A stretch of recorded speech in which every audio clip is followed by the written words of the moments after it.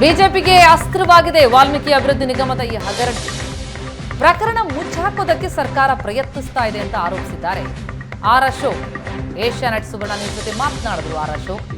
ಹಗರಣದ ಆರೋಪಿಗಳಿಗೆ ಮಂತ್ರಿ ಧಮಕಿ ಹಾಕಿದ್ದಾರೆ ಅಂತ ಜಡ್ಜ್ ಎದುರೇ ಆ ಆರೋಪಿ ಹೇಳಿಕೊಂಡಿದ್ದಾರೆ. ವಾಲ್ಮೀಕಿ ಹಗರಣ ಸಿದ್ದರಾಮಯ್ಯ ಅವರ ಬುಡಕ್ಕೆ ಬರ್ತಾ ಇದೆ.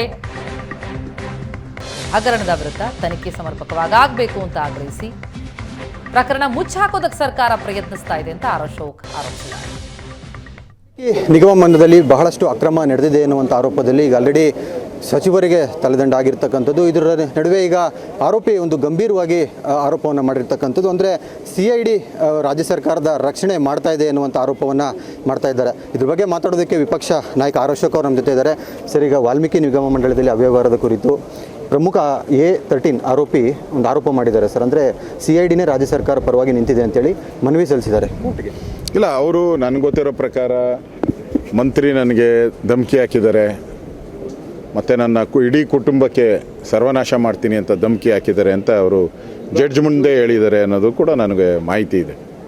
ಒಟ್ಟಾರೆ ಈ ಸರ್ಕಾರ ನಾವು CBI ತನಿಖೆ ಕೇಳಿದ್ರಿ, ಸರ್ಕಾರ ಅದನ್ನು CIDಗೆ ಯಾಕೆ ಕೊಟ್ಟಿದ್ದಾರೆ ಅಂದರೆ ಇದು ಮುಚ್ಚಾಕಬೇಕು ಅಂತಲೇ ಕೊಟ್ಟಿರೋದು. ನಾವು ಮೊದಲಿಂದನೂ ಹೇಳ್ತಾ ಇದ್ರಿ ಸರ್ಕಾರ ಈ ಕೇಸನ್ನು ಮುಚ್ಚಾಕಬೇಕು, ಯಾಕಂದರೆ ಇದು ಸಿದ್ದರಾಮಯ್ಯನವ್ರ ಬುಡಕ್ಕೆ ಬರ್ತಾ ಇದೆ.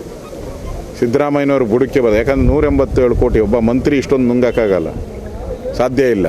ಇದು ಸರ್ಕಾರದ ಬುಡಕ್ಕೆ ಬರ್ತಾ ಇದೆ. ಪ್ರಮುಖ ಆರೋಪಿಗಳ ರಕ್ಷಣೆ ನಡೀತಾ ಇದೆ ಅಂತೇಳಿ ಆ ವ್ಯಕ್ತಿ ಈಗ ಕೋರ್ಟ್ ಮುಂದೆನೇ ಇದು ಮನವಿ ಸಲ್ಲಿಸಿದ್ದಾರೆ ಸರ್, ಲಾಯರ್ ಮೂಲಕ. ಇದ್ರ ಬಗ್ಗೆ ತಾವು ನಮಗೇನು ಮಾಹಿತಿ? 100% ಅವ್ರು ಏನು ಹೇಳಿದೋ ಸತ್ಯ ಹೇಳಿದ್ದಾರೆ. ಯಾಕಂದರೆ ಗೌರವಾನ್ವಿತ ನ್ಯಾಯಾಲಯದ ಮುಂದೆ ಹೇಳಿರೋದ್ರಿಂದ ಸತ್ಯ ಹೇಳಿದ್ದಾರೆ. ಅದು ಮೇಯ್ನ್ ಎವಿಡೆನ್ಸ್ ಆಗ್ತೈತೆ. ಅದರಿಂದ ಒಳ್ಳೇದಾಗ್ತೈತೆ. ಸರ್, ಈಗ ಆ ವ್ಯಕ್ತಿ ಸಾಯುವ ಮುನ್ನ ಕೆಲವೊಬ್ರು ಹೆಸರು ಬರೆದಿಟ್ಟು ಸತ್ತಿದ್ದಾರೆ ಸರ್. ಅವ್ರು ಯಾರನ್ನೂ ಕೂಡ ತನಿಖೆ ಮಾಡಿಲ್ಲ ಇದುವರೆಗೂ ಅನ್ನುವಂಥದ್ದು ಸರ್. ಪ್ರಮುಖವಾಗಿ ಸಚಿವ ನಾಗೇಂದ್ರ ಅವ್ರನ್ನ ಇದುವರೆಗೂ ಕೂಡ ತನಿಖೆ ಮಾಡಿಲ್ಲ ಅನ್ನುವಂಥದ್ದು ಅವರು ಆರೋಪ ಮಾಡ್ತಾ ಇದ್ದಾರೆ. ಏನಿದೆ ಸರ್ ಇದರಲ್ಲಿ? ವಿಧಾನಸಭೆಯಲ್ಲಿ ನಾವು ಅದನ್ನೇ ಮಾತಾಡೋದು. ಯಾಕಂದರೆ ಸ್ಟೇಟ್ಮೆಂಟು ಮಾಡಿದ್ದಾರೆ, ಅವರು ಕೋರ್ಟಲ್ಲಿ ಸ್ಟೇಟ್ಮೆಂಟ್ ಮಾಡಿದ್ದಾರೆ. ನಮಗೆ ಬೆದರಿಕೆ ಹಾಕಿದ್ರು, ನಮಗೆ ಪ್ರಾಣ ಬೆದರಿಕೆ ಇದೆ ಅಂತ ಎಲ್ಲ ಹಾಕಿದ್ದಾರೆ. ಮತ್ತು ಪತ್ರದಲ್ಲೂ ಕೂಡ ಮಂತ್ರಿ ಅಂತ ಇರೋದ್ರಿಂದ ಇವ್ರು ಕರೆದು ಎನ್ಕ್ವೈರಿ ಮಾಡಬೇಕಾಯ್ತು, ಅದನ್ನು ಮಾಡಿಲ್ಲ. ಅಂದರೆ ಮುಚ್ಚಾಕಕ್ಕೆ ಏನೇನು ಬೇಕೋ ಅದನ್ನು ತಯಾರಿ ಮಾಡ್ತಾ ಇದ್ದಾರೆ. ಆದರೆ ನಾವು ಬಿಡಲ್ಲ, ವಿಧಾನಸಭೆಯಲ್ಲಿ ಇದನ್ನ ಹೋರಾಟವನ್ನು ತೆಗೆದುಕೊಳ್ತೀವಿ. ಸರ್, ತನಿಖೆ ಆದಿ ಯಾವ ರೀತಿ ನಿಮಗೆ ನಂಬಿಕೆ ಇಲ್ಲ ಅಂತ ಸರ್? ಈಗ ಒಂದು ಕಡೆ CID ತನಿಖೆ ಮಾಡ್ತಾ ಇದ್ದಾರೆ, ಒಂದು ಕಡೆ CBI ಕೂಡ ತನಿಖೆ ಮಾಡ್ತಾ ಇದೆ ಸರ್. ನಿಮ್ಮ ನಿಲುವೇನು ಸರ್ ಈ ವಿಚಾರವಾಗಿ? CBI ಈಗ ಯಾಕಂದರೆ ಈ ದುಡ್ಡು ಬೇರೆ ರಾಜ್ಯಕ್ಕೆ ಹೋಗಿದೆ. CID ಆದರೆ ನಮ್ಮ ರಾಜ್ಯದಲ್ಲಿ ಏನೋ ಮಾಡ್ಬೋದಾಗಿತ್ತು, ಅದು ಬೇರೆ ಬೇರೆ ರಾಜ್ಯಗಳಿಗೆ ಹೋಗಿರೋದ್ರಿಂದ CBIಯಿಂದ ತನಿಖೆ ಆದರೆ ಮಾತ್ರ ಸತ್ಯ ಸಂಗತಿ ಹೊರಬಡುತ್ತೆ. ಇದು ನಮ್ಮ ಪಾರ್ಟಿಯ ಒಪಿನಿಯನ್. ಅದಕ್ಕೋಸ್ಕರ ಹೋರಾಟವನ್ನು ನಾವು ಮುಂದುವರಿಸ್ತೇವೆ.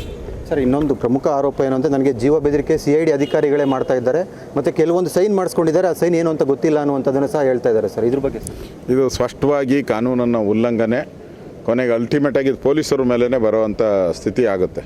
ಆ ದೃಷ್ಟಿಯಿಂದ ಪೊಲೀಸರು ಕೂಡ ಎಚ್ಚರಿಕೆಯಿಂದ ಇರಬೇಕು. ಯಾಕಂದರೆ ಈ ಸರ್ಕಾರ ಇರುತ್ತೆ ಹೋಗುತ್ತೆ, ಆದರೆ ಪೊಲೀಸ್ ಇಲಾಖೆ ಇರಬೇಕು, ಅದರ ಗೌರವ ಉಳಿಬೇಕು. ಅದರಿಂದ ಈ ಥರದ ಬೆದರಿಕೆ ಹಾಕುವಂಥದ್ದು ಒಳ್ಳೆಯದಲ್ಲ. ಪೊಲೀಸ್ ಇಲಾಖೆಯನ್ನು ಕೂಡ ಸಂಯಮದಿಂದ ವರ್ತಿಸಬೇಕು ಅನ್ನೋದು ನನ್ನ ಸಲಹೆಯನ್ನು ಪೊಲೀಸ್ ಇಲಾಖೆಗೆ ಕೊಡ್ತಾ ಇದ್ದೀನಿ. ನಾನು ಕೊನೆ ಪ್ರಶ್ನೆ ಸರ್, ಈಗ ಅವರು ಆರೋಪಿ ಏನು ಕೇಳ್ತಾ ಇದ್ದಾರೆ ಅಂದರೆ ಕೋರ್ಟಲ್ಲಿ ನ್ಯಾಯಾಧೀಶರ ಮುಂದೆ ನಾನು ಹೇಳಿಕೆ ಕೊಡಬೇಕು, ಅದು ಅಧಿಕಾರಿಗಳು CID ಅಧಿಕಾರಿಗಳು ಇರಬಾರ್ದು ಅನ್ನುವಂಥದ್ದು. ಅಂದರೆ ಇದ್ರ ಅವ್ರ ಮೇಲೆ ಎಷ್ಟು ನಂಬಿಕೆ ಇದೆ? ನಾ CID ಮೇಲೆ ನಂಬಿಕೆನೇ ಇಲ್ಲ. ಮುಚ್ಚಾಕಕ್ಕೆ ಮಾಡಿರೋದು ಸರ್ಕಾರ, ಮುಚ್ಚಾಕುವಂಥದ್ದಕ್ಕೆ ಇದೆಲ್ಲವನ್ನ ಸ್ಕೀಮ್ ಮಾಡಿದ್ದಾರೆ. ಅದಕ್ಕೋಸ್ಕರ ನಾವು ಹೋರಾಟ ಮಾಡ್ತಾ ಇದ್ದೀರಿ. ವಿಧಾನಸಭೆಯಲ್ಲಿ ಅದ್ರ ಹೋರಾಟವನ್ನು ಕೊನೆ ಪ್ರಶ್ನೆ ಸರ್, ಈಗ ಅಧಿವೇಶನ ಆರಂಭ ಆಗ್ತದೆ, ಈ ವಿಚಾರವನ್ನು BJP ಯಾವ ರೀತಿಯಾಗಿ ತೆಗೆದುಕೊಳ್ಳುತ್ತೆ? ಫಸ್ಟ್ ವಿಚಾರಗಳನ್ನು ಇದನ್ನೇ ದೊಡ್ಡ ವಿಚಾರ ತಗೊಂಡು ಇದನ್ನು ಒಂದು ತಾರ್ಕಿಕ ಅಂತ್ಯಕ್ಕೆ ತೆಗೆದುಕೊಂಡು ಹೋಗೋ ಕೆಲಸವನ್ನು ಮಾಡ್ತೀನಿ. ಕ್ಯಾಮ್ರಾ ಪರ್ಸನ್ ಶ್ರೀನಿವಾಸ್ ಜೊತೆ ದೀಪಕ್, ಏಷ್ಯಾನೆಟ್ ಸುವರ್ಣ ನ್ಯೂಸ್, ಕೋಲಾರ.